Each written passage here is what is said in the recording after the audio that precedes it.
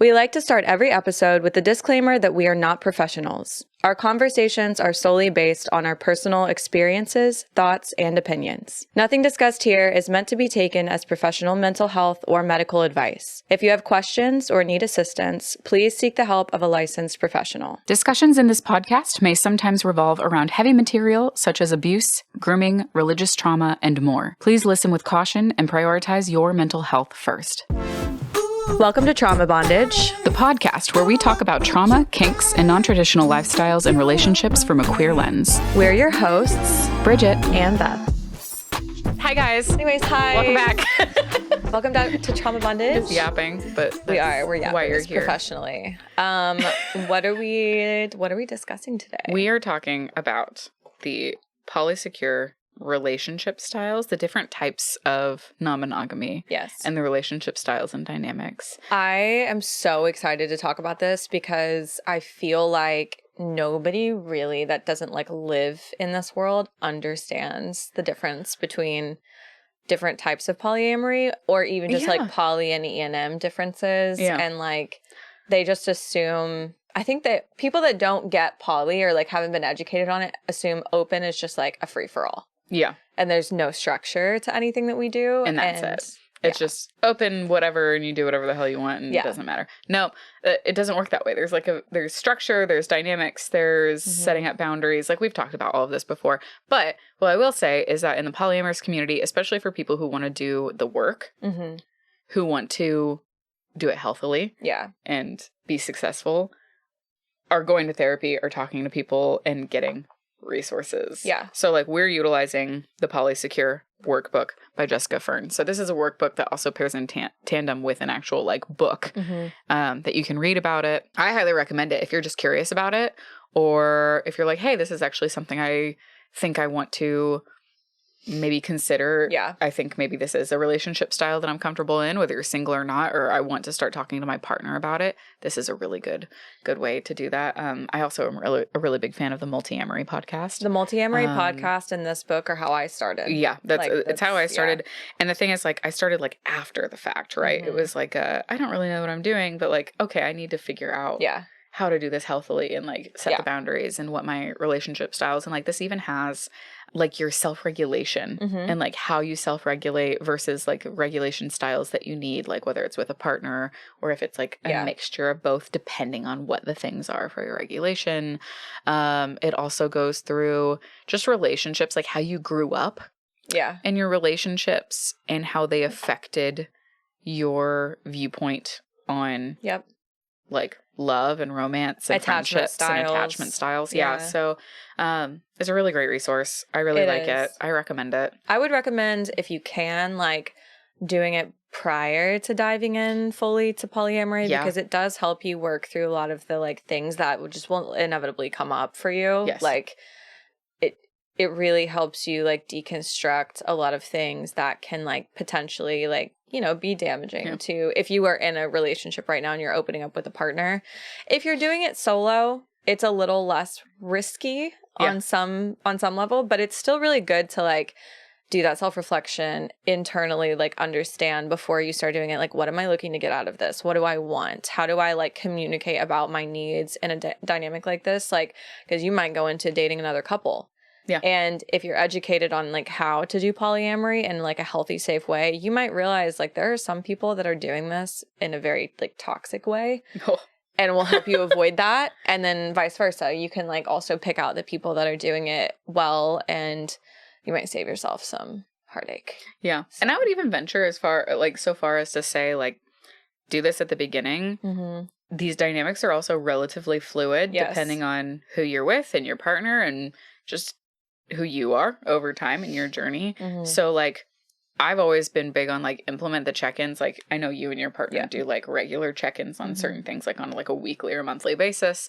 We do that, but also like maybe once a year, get a new, like do it again and see how things have shifted so you can realign. Yes. One big thing that we were talking about earlier is like, as your life changes and as you go through different things like with your partner, like you know, even like things like job situations and like time that you have and emotional like investment that you can give, that all will like affect the dynamic that you want. And like it can change like your literal relationship style based on like what you have to give in that moment and what you need in that moment. Yeah. So nothing is set in stone. It's very similar to like how we approach the conversation about like sexual orientation too, where it's like, it's okay to like choose a label and then change it, or just say like you're fluid, but labels can help us identify like structures that we want to like implement in that moment. So yeah, we're going to talk about all the different styles that are like recognized by psychologists that are like experts on polyamory. Yeah. Yeah, absolutely. So you should be able to see the chart that we're considering here. It's right here. It's right here. That's what we're going to be looking at. And I know you have definitions. So we'll talk about the quadrants. So you have essentially this chart, graph, whatever you want to call it. It's the different types of non-monogamy relationship styles. It maps out the various types of them in terms of their relative degrees of sexual and emotional exclusivity. So that's what you're looking at. So if you're looking at the screen and you're looking at this chart, you've got 4 quadrants. So a nice little plus sign, 4 quadrants. The top of the chart is going to be high sexual exclusivity, so like monosexual. The bottom of that chart is going to be low sexual exclusivity, which is polysexual. Far left is going to be high emotional exclusivity, monoamorous. And then far right, low emotional exclusivity, polyamorous. Right? So you've got this 4 thing. Let's talk about the top left quadrant to start. So this is going to be high sexual exclusivity, high emotional exclusivity. Yep. So that is where monogamy. Top left. Yeah. Corner, monogamy. This is the relationship dynamic that is the most socially seen and acceptable in our current society right now. Most people that you meet are in monogamous relationships, which again, to Bridget's point, the definition is quite literally what she said. There is sexual exclusivity and emotional exclusivity. So that means you're not one person. Yeah.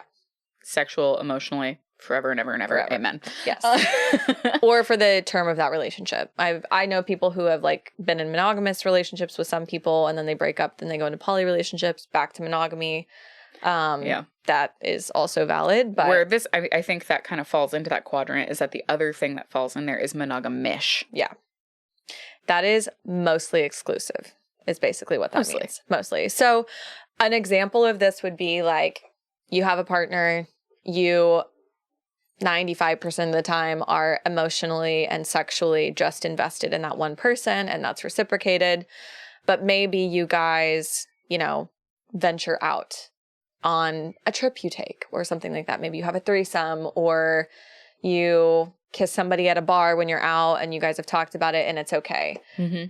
I think a lot of people that I know fall into that category. Like, they're not fully open, but they're especially the ones that are just dipping their toes into the polyamorous world, being like, like this maybe is something I'm interested in, but like, I don't know, I've always been monogamous. So like maybe it's just like an occasional dalliance. Typically with monogamish people, it is primarily a sexual non-exclusivity that I see. Like a lot of times, I mean, because to be monogamish, like they're like, we're not in love with somebody else. I'm falling in love with other people. You, but like sometimes I just like to sleep with other people. Right. Exactly. Or like we like to sleep with other people. Right. And it comes close to like that open relationship thing, but like open is a lot more of a broader term. Open. Yeah. As opposed to like, this is just an occasional like, yeah.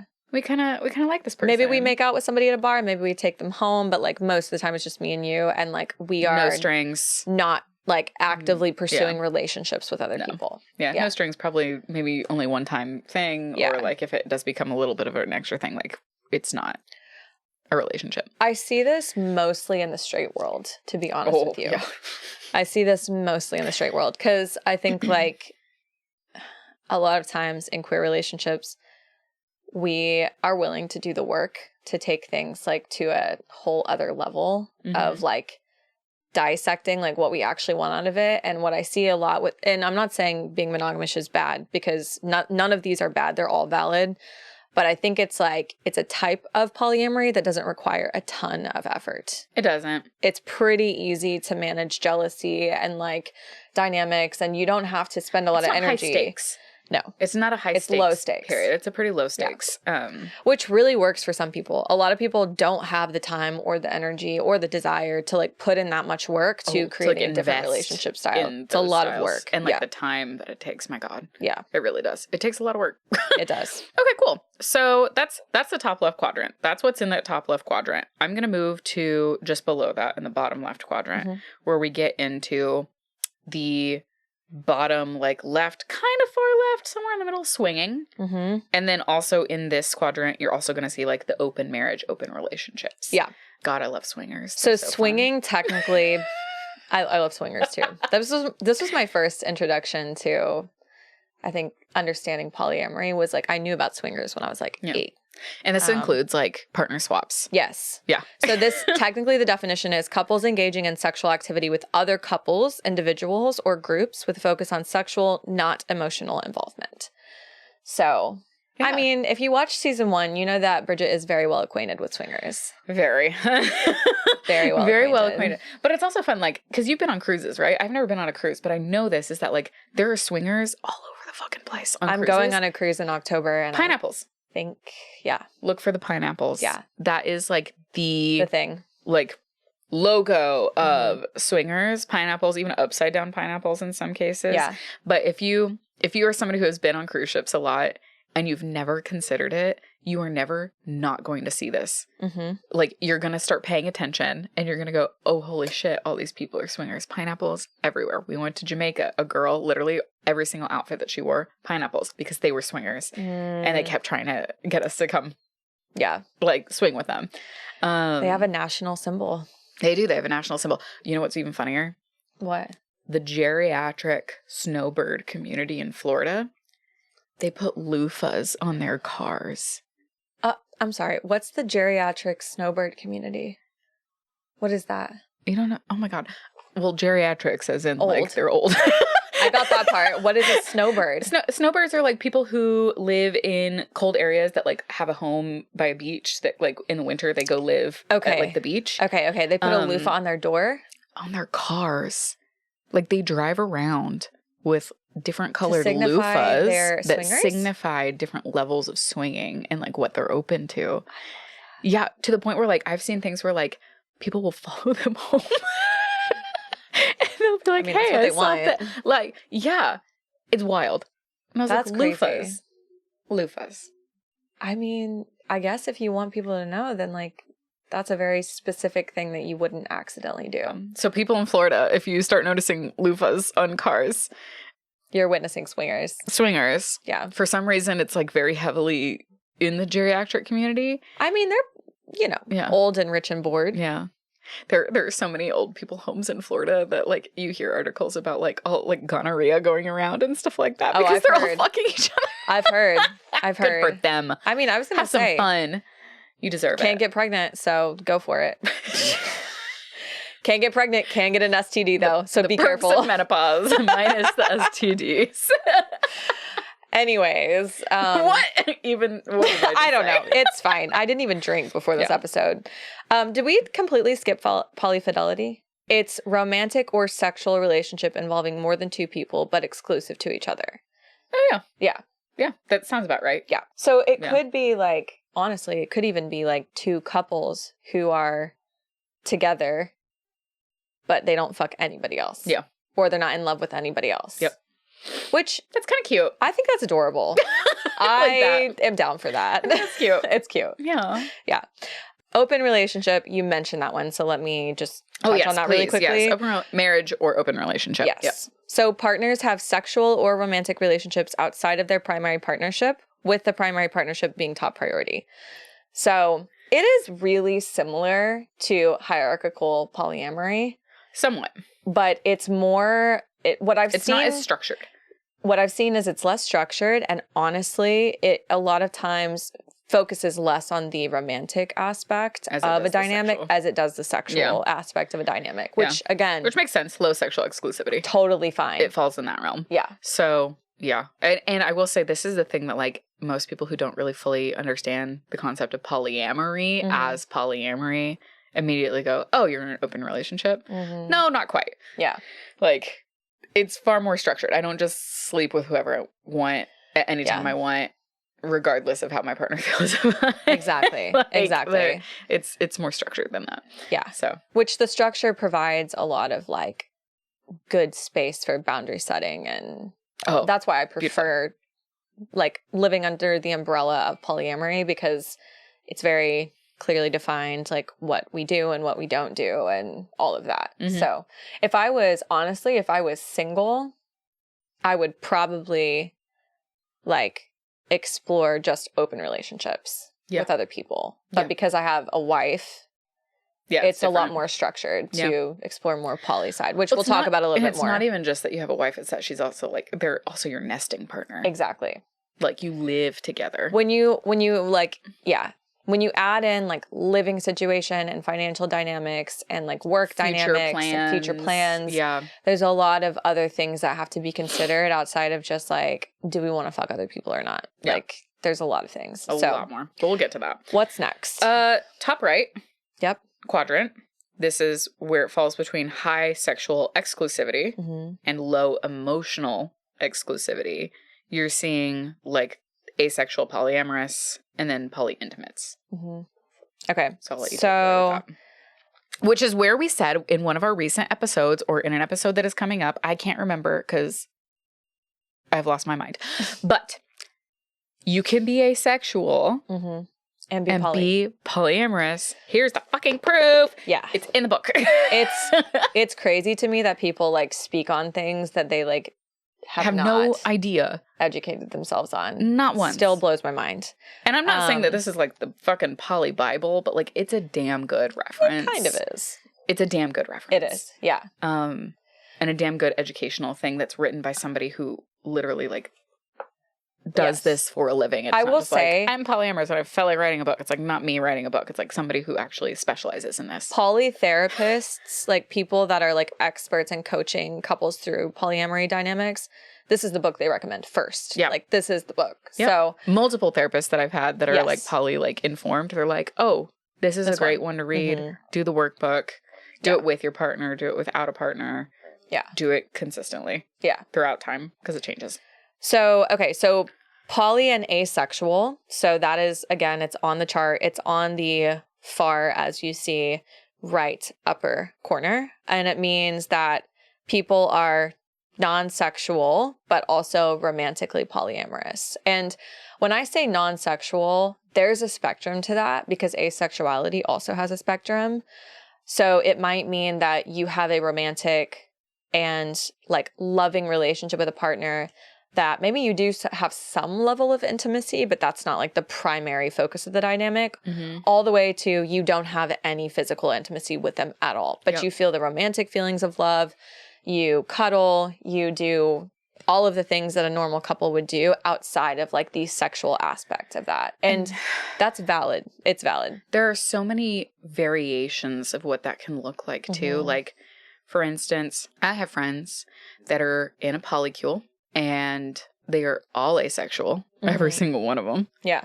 And they have a kitchen table polyamory type of relationship where like they all sit around the table and they're all besties and like they all love each other and they're all like technically together in various ways in the polycule. It's probably like 7 people, I want to say. Damn. And they all live together. And like some of them have like share a room where they're always in bed together. Some of them have like their own room because they like their own space. And then like sometimes they have it where it's set up where like they trade rooms throughout the night, or like somebody will go sleep with these 2 in this room, or like somebody will come sleep in here between like the 2 other partners or whatever. Yeah. And then my favorite part about it is that they just have D&D campaigns as a group all the time. And like that's their quality time, that's their intimacy. Yeah. Like so cute. There's no sex. It's just like a very wholesome, loving, safe environment. We have a really great speaker later in this season that's going to talk a little bit about like sexuality and like neurodivergence and like most of them are neurodivergent and they're asexual and they have this, and it's a very beautiful, loving structure. And it's great. Love it. Again, like the whole point of all of this is to find joy and like comfort. Yeah, we have a guest today. Her name is Rosie, and she just keeps moving further and further into the shot, so you guys get to see her. I don't even know where her body is. Oh, it's behind the cushion. She's like splooting over there. Behind the cushion.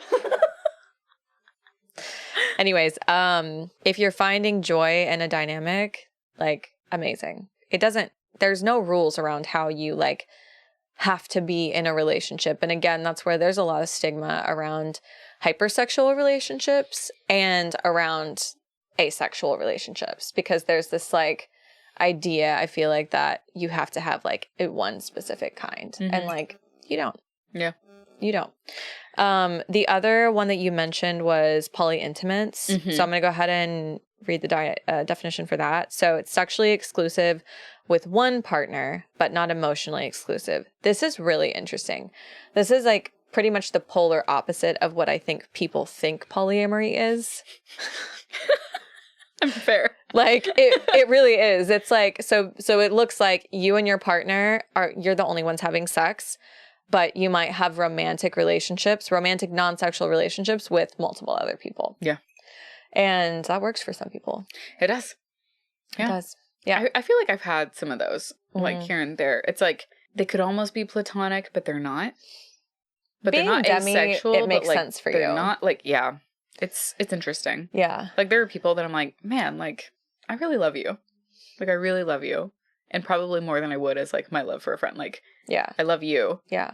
But like I'm not in love with you. Right. Does that make sense? Yeah. Like it's just interesting. I'm in love with all of my friends, and I have a polyintimate relationship with all of them. Yeah, sure.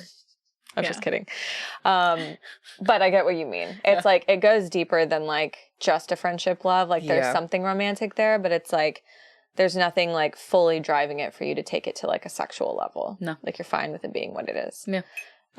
Okay. Cool. What is next? That was the whole upper right side. Now we're getting into like the bottom right quadrant, where I feel like you and I probably both sit in that one, which is why I left this one for last. So bottom right, it also has the most tags in it, if you will. So this is between low emotional exclusivity and low sexual exclusivity. So we're getting into like where it's closest to where the crosses converge is where you're going to see hierarchical polyamory. I feel like if I had to put a label on mine, that's probably where mine sits with my relationship with my wife. I think that's where yours sits, your relationship with your wife.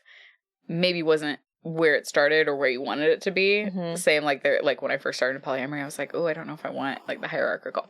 Yeah. I will say something about this one is that there are people out there who do polyamory education that talk about it, and they have very strong feelings on this one. They think that hierarchical polyamory is not polyamory and that it's like toxic. Let me read the definition for it really quickly. So here's the definition, and then we're going to get into that. Yeah. So hierarchical means there's a ranking system among partners.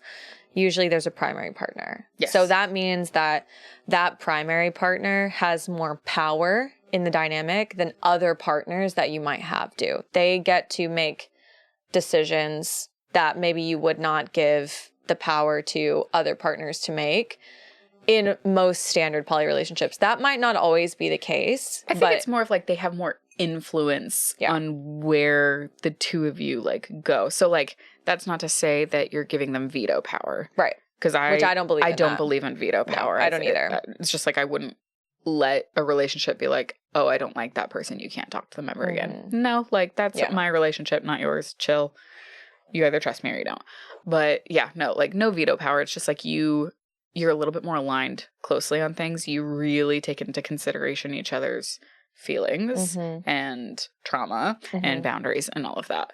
And then a lot of times too with like primary partners, it's typically your nesting partner, which means it's the person you live with. It's the person you share resources with. It's the person that like typically if they were to move for a job, like you would probably move with them. You maybe are financially like everything's mixed together. You might even have kids or be planning for kids together, which adds a whole other level to relationships and who's allowed into their lives and all of that. So I will also say for me, like my level of emotional exclusivity within this polyamory dynamic is higher. Mm-hmm. And my level of sexual exclusivity within this dynamic is lower. Mm-hmm. And again, all of these things are on a spectrum. So like, it doesn't mean that like yours couldn't be flipped or different or whatever. Yeah. But like, I have found myself that like my capacity to like fall in love with other people while being in this specific relationship is pretty limited. No. Yeah. See, mine is, that's what I figured out. It's like, I think I've said this before where I'm like, I don't know if I can really manage like 3 full-blown like relationships at a time, like full-blown emotionally, physically, like 2. Yeah.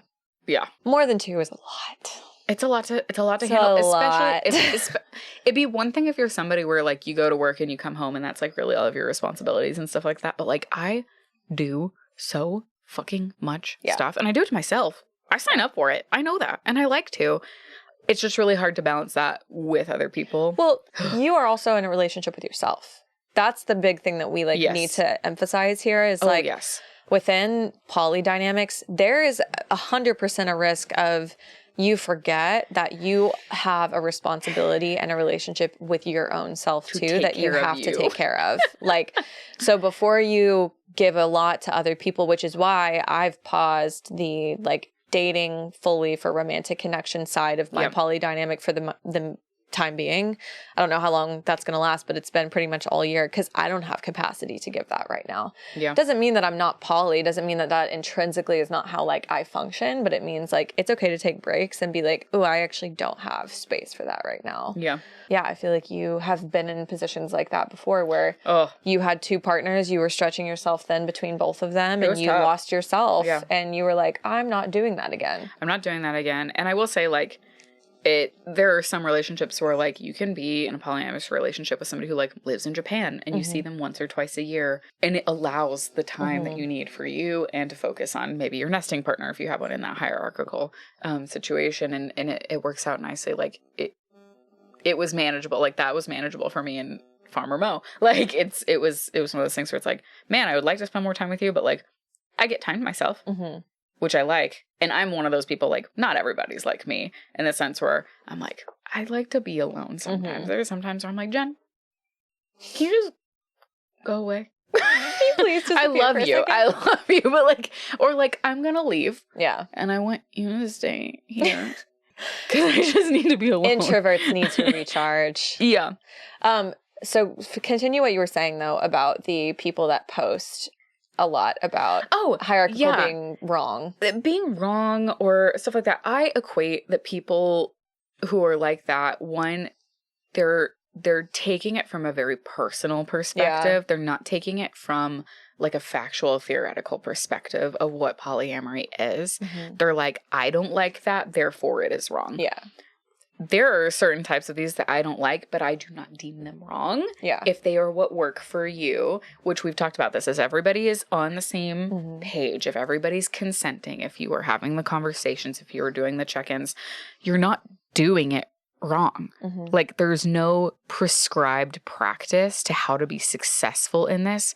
There are so many like outlying factors between emotions and how people co-regulate or self-regulate. There's trauma and how that affects different things. And then sexually, like, are you compatible? Do you have jealousy issues surrounding that? Do you have shame surrounding sex? Like, what do those different dynamics look like? So you're not doing it wrong, but there are some people that'll be like, no, hierarchical is wrong. I don't encourage you to listen to that aspect of it. I will say there are some that like they give you some good education elsewhere. I just don't agree with it. Their argument is that any type of like power imbalance in a relationship is wrong. But here's the thing. You can't boil it down to that within polyamory because that's not what you're signing up for. I would say a power imbalance in a monogamous relationship, obviously that's problematic. But when you're in a polyamorous dynamic, you might be dating somebody that has a whole other partner, maybe 2 other partners, and they don't need you to give them all of your time. They don't want you to give them all of your energy and romantic attention and all of that. Maybe they just want a specific level of care in that dynamic and they don't need more than that. And it's okay for that to work for both of you. And like, them not to have that much power or influence in your life. That's okay. Yeah. It's literally the same thing as like, it's not wrong to have acquaintance friends or like friends that you hang out with maybe every once in a while to go get brunch, but you have your main core group of friends. Like I see it the same way as that, where it's like, you don't invest as much time in those other friendships. There's not anything wrong with that. It's just a different dynamic. Yeah. And I will say, of actual resources, like unbiased material that you can go through and like educate yourself and stuff like that, you're not going to see any of them say that that's a toxic version of it. No, because they understand it better. And again, those are written by people who are professionals that have specialized in the space, that have studied it, that work with people in the community. Like, and of course it's ever changing. Keep that in mind. Keep an open mind. Especially now that it's like becoming far more mainstream and people are really like adopting it into their lifestyles. Like it's going to evolve. But like some of these are influencers like ourselves. We have the disclaimer. We're not professionals. We're just going based on our day-to-day life and then using what resources we can to share the information, because there are a lot of people that are just doing it based on their own personal experience and then not just say you don't want to do that text. Personally. I think that's like the biggest thing is like, just be like, this doesn't work for me. But like I'm not going to shit on you. Right. Because you are like there are some that like are shitting on people for it. I'm like, damn, like, is it really affecting you that deeply? Sheesh. It's the same energy as people like not understanding why some people label themselves bisexual versus pansexual or whatever. Or like you can't be like a non-binary lesbian. It's like, does it really fucking matter to you that much? Like if that makes somebody else feel comfortable with like if those labels make somebody else feel comfortable and feel like it describes their experience, it's not taking anything away from you. Just thumbs up. Go with it. Go you. Yeah. Yeah. Okay, so we'll move on from that one. Obviously with that hierarchical, then there's the non-hierarchical, which is like pretty self-explanatory, but basically it's just no ranking systems or power differentials. Yeah. Yeah. Yeah. So that's pretty easy. And then we're getting into solo polyamory, which I think is kind of a fun one.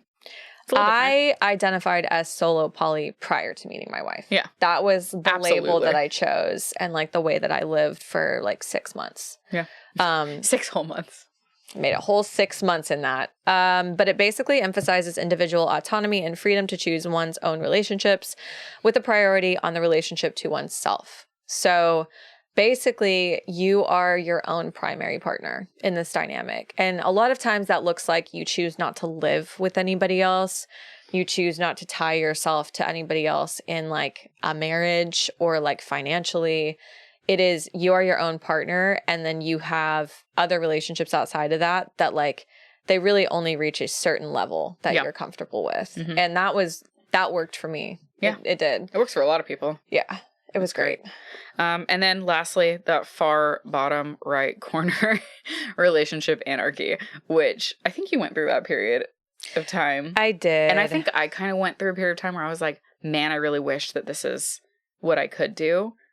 But I was already established in an engagement and like a marriage and going through all that and trying to like navigate that. It'd be one thing if I was just like single and figuring that out. But I was like, I don't want to be single and figuring that out. I have a complicated relationship with this title because I still relate to it in a lot of ways. Let me explain what it is and then I'll explain what I mean. So relationship anarchy is it dismantles social hierarchies dictating how sexual and romantic relationships are prioritized over all other forms of love. So I still really resonate with that. I still feel like a lot of my core values and what I want and the way I want to move through the world is dismantling hierarchies and dismantling things. I just have found myself in a situation that there is a specific person that I want these things with. It's not like I have to, and it's not like I'm not doing hierarchical structures that like we have because they want to. It's because it's what works for me. But if it didn't, I would do something else. And so very much like I still relate to like, I don't need structure because it's acceptable. I like the structure because this is what works. So I still very much like... That's a really good way to put it. I love anarchy in a way where, like, to me, the way I see it is you make your own rules. And you shift those rules and the dynamic based on what works for you and your partner. And we still do that.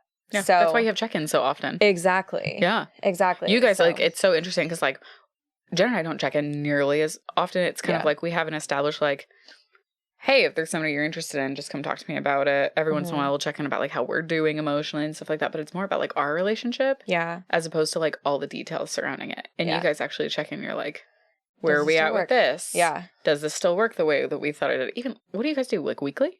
We try to do it every Friday. That's amazing. And we also have a lot of like ad hoc conversations. Like if we go out on a date night or like even we're like hanging out in the studio and like I think of something, I'll be like, hey baby, can I talk to you about this? And we'll talk about it. And like we both come to the table like very much like open. That's what we've learned is like coming and listening is like the most important part of like having those conversations. And it works for us. And that's the anarchy piece of the relationship that I feel exists is because I'm not doing anything because I think they want me to. They're not doing anything because they think I want them to. We're existing in a natural dynamic that works and we change it as we need to. Oh, yeah. Like Jen and I started out like we were polymono. Like she was like, no, mono. And I've always been like, well, I'm not going to be like, you can't do this if I can. Because I think there should be some equity there in choice.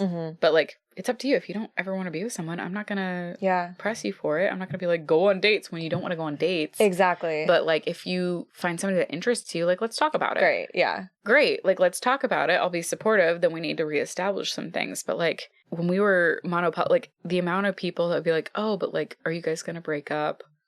Or, well, what about Jen? I'm like, what do you mean, what about Jen? Like, she can do whatever she wants. She's choosing not to do anything. Yeah. And she's being supportive and we're working through it. Like, we're fine. Yeah. So, yeah. Yeah, my wife, it leans a lot more towards mono than I do. They have realized over time, they're very emotionally exclusive. They have no desire whatsoever to form an emotional connection to somebody else. That. They're obsessed with you. Yeah. It's cute. It's really cute. That's how I like it. And I have, I think, more capacity to have emotional connections with other people. But I have found that like the falling in love piece, like I've only ever been in love twice in my life. And that there's a large part of me that like does not feel that is very like accessible to other people. Not like it's impossible, but it feels a little more closed off than I originally thought it was. I'm kind of that way. Like when I am in on someone, I'm in on someone. Yeah. And then I think I'm kind of emotionally unavailable to other people, which is where that whole like, just having sexual relationships or even like emotional, but like in a friendship way, like we're friends with benefits kind of thing like that. Exactly. Like we're attracted to each other, but like we don't want anything more than just that. And then like we enjoy each other's company and hanging out and playing games sometimes or doing puzzles or whatever. Like it's chill. And that's so like beautiful. Like I feel like so many people can do that and like be happy. It's just about what drives you, you know, like what drives you. I have found like for me, I'm driven by intellectual stimulation and like getting to know people. Like I love getting to know somebody. I'm not going to fall in love with you because you tell me about yourself, but I will be very interested. Yeah. Because I like to learn things. So like I love getting to know somebody.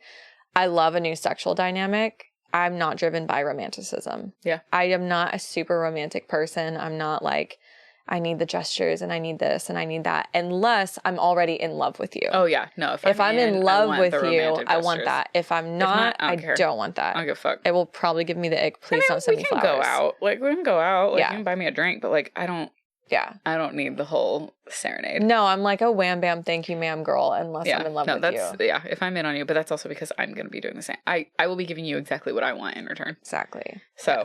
Yes. I think we're very similar. In that way, yeah. Yeah. And like I have friends that it's like they're like non-obligatory love, like that's how they feel about all of their friends. And half the time when we hang out, it's like we're just hanging out, we're having a good time. Yeah, we could smash, like, but we don't feel like that's necessary all the time. Like our relationship is not built on that, but it'll still be like I have a crush on you. Like it's just so healthy. I love it. So cool. That's basically our entire friend group. No weirdness, and I love that. Yeah, I love it too. I feel like people like that are like the most genuine. People like that are genuine, and a lot of times they are the people that love themselves the most. Like, if you can be in dynamics like that, like, I've just found that, like, those are, like, healthy people that seek joy, and they seek, like, uplifting. They're working on healing themselves and knowing what their flaws are, but knowing, like, what they can control and what they can't, beautiful. What they want. Yeah. Yeah. So that's the chart. Where would you say you fall on it right now? Hierarchical? So honestly, at this moment, what I'm practicing is more of an open relationship. Okay. I, at my core, think I'm a very hierarchical polyamorous person when I'm in on somebody, and a very solo polyamorous person when I'm not. Mm-hmm. But in the dynamic that I have right now, because of everything that I've like been through this year and my emotional capacity, I'm practicing an open relationship until I feel like that's not working for me anymore and I want to invest in somebody else again. But, you know, that day might never come, and that's something that we touched on. Like, you can shift your dynamic. You can literally like be in an open relationship 1 minute and then decide that you want an anarchist polyamorous dynamic. It's fluid. It's okay to change things.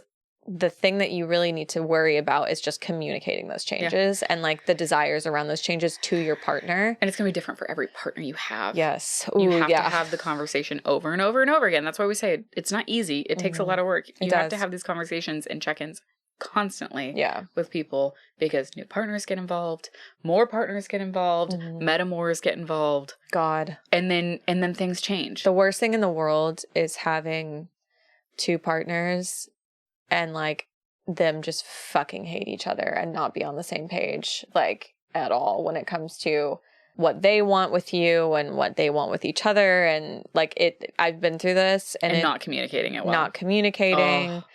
And it's so frustrating. Yeah, it's just not great. I also have been in a situation before, you know this, where I made the mistake of not communicating in the beginning and emphasizing the hierarchy. It was my first time doing this, where it was like fully dating 2 people. And I didn't fully feel like that was a conversation that we like needed to have yet. Yeah. And wasn't that deep. It wasn't that deep. And then it also wasn't something that like my partner and I had really talked about. Like, what style of polyamory are we practicing? It kind of was just we're figuring this out, because I didn't know exactly what I wanted. And then it turns out this other partner that I ended up like fully dating was not okay with a hierarchical dynamic, but then like tried to force it because they wanted it to work, because we were already emotionally invested. And then it caused a lot of issues. And so I would say, like, learning from my mistakes and my experience, like, it is really good to make sure everyone's on the same page about what the dynamic is in the beginning. Mm-hmm. Because if you talk about it 6 months in, it's just not going to work. Everything's going to crash. Start early. Yeah. From experience of learning it the hard way for both of us. We are early. Poly war veterans. Yeah. Take a beat, take a breath, put some ice on it, and have the conversation. Yes. And start working through it.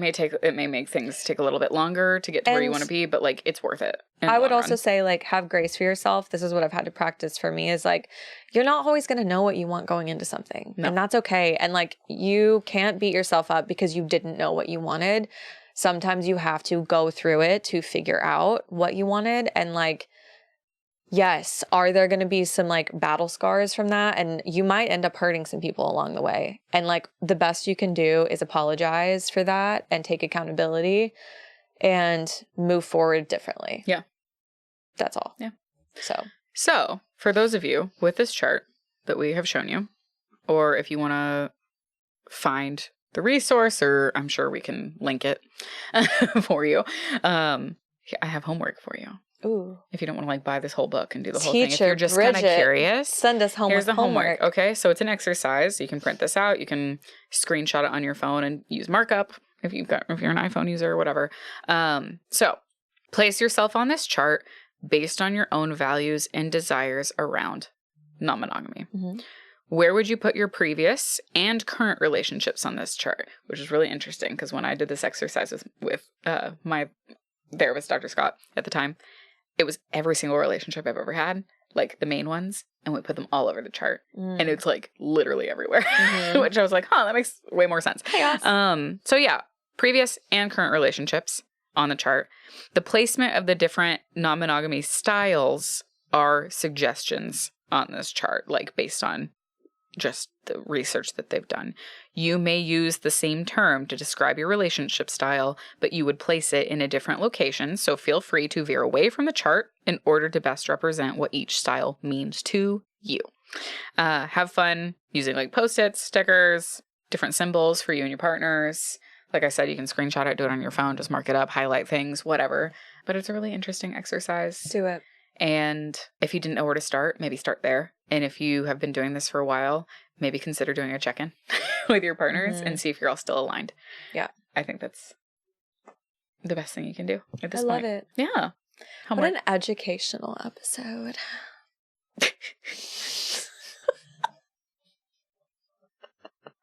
I had to lighten the mood, you guys. I don't know why. We're so serious. All I could think about was, what's that movie? Bad Teacher? Is it Cameron Diaz? Yeah, I feel like you'd be great at that. I was literally just thinking about that movie 2 seconds ago. No way. Get out of my brain. Shan't. Anyways, let's talk about something fun. It's time for Spicy Trauma. Each week, we like to wrap up with our spicy trauma. Tell us your spicy trauma. DM us or use the link in our bio to share your story. Mine is relatively mild. And it was a conversation I had with friends that was just like really, really funny. So I have these 2 friends, a lesbian couple. I've known them forever. And I don't know what the deal is, but I have become the like mother of women's health and making sure my friends go to the fucking gynecologist, right? Because like, I don't know what the fuck it is with the lesbian community, but none of you are going to the fucking gyno. You're like, my PCP does a physical. Not the fucking same as getting like your women's health check. Like, please do that. I don't really understand it either. Your insurance covers it. It's free. Just go. I think a lot of like straight women go because they're looking for like pregnancy. Oh, fertility, like, whatever. Fertility. Maybe you think you don't need it because you are. No. It's also like screening for cancer and like you can get your STD stuff checked. I like to get checked regularly because like, why not? You go once a year. It's not crazy. It doesn't take that long. It's mildly uncomfortable. Like I understand people wanting that. And that was the whole point of this conversation because it's so funny because one of these friends is a nurse and she's been trying to get her partner to go. But like her partner's been like, I'm not going to go. I'm not going to go. Finally, I was like, you need to fucking go because all of this runs in your family. Like you need to be on top of this. Women's health, like if you find something late, you're damn near fucked. Unfortunately, with like cervical cancer and breast cancer and stuff like that. If you find it late, you're damn near fucked. Please get checked. There's my pedestal. But we're talking and so she was just like, I don't know what to expect. Like, I don't really know this. And of course her partner's like, well, I haven't had the best experience. Like, I need to find a new doctor. I'm like, I've had great doctors. Let me suggest them for you. Let me walk you through what it's going to be because I was also that person. So for those of you who don't know, you are supposed to go to the gynecologist either when you turn 21 or when you become sexually active, which is usually before 21 for some of us. I did not go until I was like 23, 24. Same. Because nobody had ever done it. My mom would never take me because like at one point I had asked for birth control because like I had really bad cramps and I had heard that they would like help with your cramps or whatever. I don't fucking know. And she was just like, you just want to have sex all the time and like wouldn't take me to the gynecologist to get my women's wellness exam. When I moved in with my sister, she was like, oh, like when is your next appointment? I was like, what are you talking about? She was like, what the fuck? So she walked me through it. So now I walk all my friends that are scared of it through it. And the conversation, one person who's not gone to it, the other one who's kind of this quiet, like previously Jehovah's Witness, like just kind of a very like demure, very, very mindful, very literally mindful, as a person, very just like very quiet, very good. And I'm talking to her partner about the whole thing, like, oh, this is what they do. They'll press on your stomach. They'll insert a speculum. They like swab it. They like get all of that tested, stuff like that. And I was like, if you're concerned about the speculum, because the speculum is like the scariest, probably the most uncomfortable part, especially for like lesbians, especially for lesbians who have never had penetrative sex either, because it's like this device that goes in and then it like opens you up, which sounds like a torture device. Like it's honestly terrifying when you've never done it before, but once you do it, you're kind of like, oh, okay, like Gucci. Fun fact, you can ask for a smaller speculum. What? Yes. I didn't know they do have sizes. Can you have bigger ones? I don't know. I think it's like the standard size. I think they have like just a standard size. I'll figure out next time I go. You can ask. Honestly, ask. But you can request a smaller one because everybody's cavities are different. Like it and if you're somebody who hasn't had penetrative sex, you may be quite a bit tighter than that. And also when you're scared, you have a tendency to clench, which isn't fun. Yeah, I learned this with anal. Just breathe and relax. That's the key. So I'm talking to her, I'm walking her through this, and I give her this information. She's like, oh, that's really good. And this sweet little former Jehovah's Witness, quiet, demure, lovely, shy little human turns to me with the most devilish look in her eyes and goes, no, she doesn't need the smaller one. She likes it big. And I was like, oh! Keep in mind, she's like the more like femme of the two too. And I was just like, Jesus Christ. They don't talk about their bedroom activity. They don't talk about, like, it's very quiet. It's very like they play video games together, and that's what the most we know about the intimacy of their relationship. Like, interesting. I was so unprepared. Yeah. As me, right, being unprepared. Well, because if you haven't heard them say anything, to just like be like, she likes it big. Like, all I can think about is that the meme where it's like the face that's like, yeah, you know what I'm talking about? Yeah. You're like, okay, I learned something today. Like, so yeah, it was mild, but like it was just, it has lived rent free in my head for years. Like that was years ago, and it's just so funny. I love that. And I wish you all knew this person so that you could like really feel how did her wife react after? Oh, turned absolutely bright red. Yeah. And was like, oh my God. But like, we're all so close. Like we just all started cackling. Like it was just the funniest fucking thing we'd ever heard. But I was like, damn girl. Like, and since then, she's never said anything to that nature. She had her spicy moment. That was all she needed. It was out of the fucking blue. I think it was an intrusive thought that came out. I think it was. Yeah, I think it was an intrusive thought. And she was like, ooh. It was so funny. Be more careful. It was so funny. That is funny. Oh my God. Gotta love those little shy friends. My favorite thing to do is the quiet ones. Getting the quiet ones to tell you all their dirt, like, and all the things that they do. Because like some people are really out with it, but in our friend group, like if new people come into our friend group, they realize immediately that we're like almost obnoxiously sex positive. Oh, where like we share details of everything. We share nudes. We share things. Everything. And so a new person that's kind of shy coming in, I've seen it happen before. They're like gagged. I think it's funny too, because like I feel like I'm relatively closed off. Like people know I do the podcast, and I think with you, you're so just like blatantly open about it. And then we'll play like those like card games, like the drinking games and stuff like that. And even some of our closer friends that don't know as much about my history, they'll be like, Bridget, what the fuck? And I'm like, yeah, I just don't talk about it that much. Yeah. Like I'm open, but like I'm not like, let me tell you everything I've ever done. Ever. That's me. That's for me. the past It's me. 20 years. I'm not really open about much stuff, but I'm super open about sex. Yeah. I talk about it a lot because I didn't have people that talked about it around me when I was younger.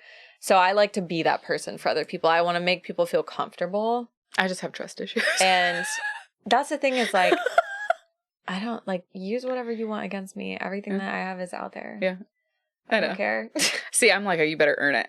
Yeah. You got to earn it. A lot of people are like that. Yeah. Yeah. Yeah. It's like, I don't tell people everything. Well, it's because I've been in situations where if I told anything even remotely, like mild or something like that, it would get used against me. So, like, you have to earn it with me. Yeah. But the second I start chatting your ear off about literally everything and anything, you know you're in. Yeah.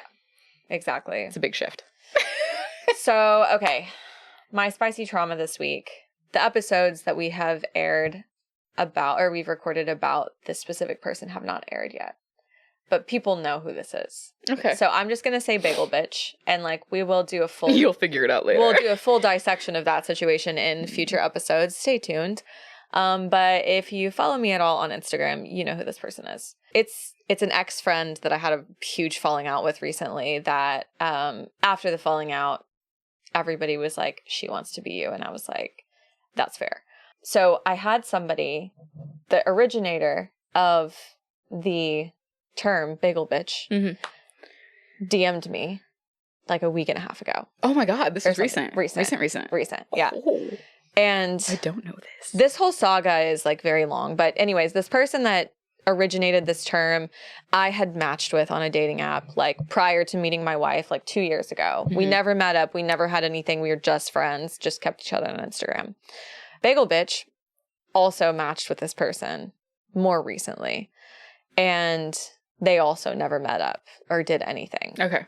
this person has never been interested in Bagel Bitch. They told me after the falling out that she was like a plain bagel with no cream cheese, and they weren't interested. So they denied her on whatever. So they DM me and they're like, hey, they're like, what do I have to do to get Bagel Bitch to stop liking me on Hinge?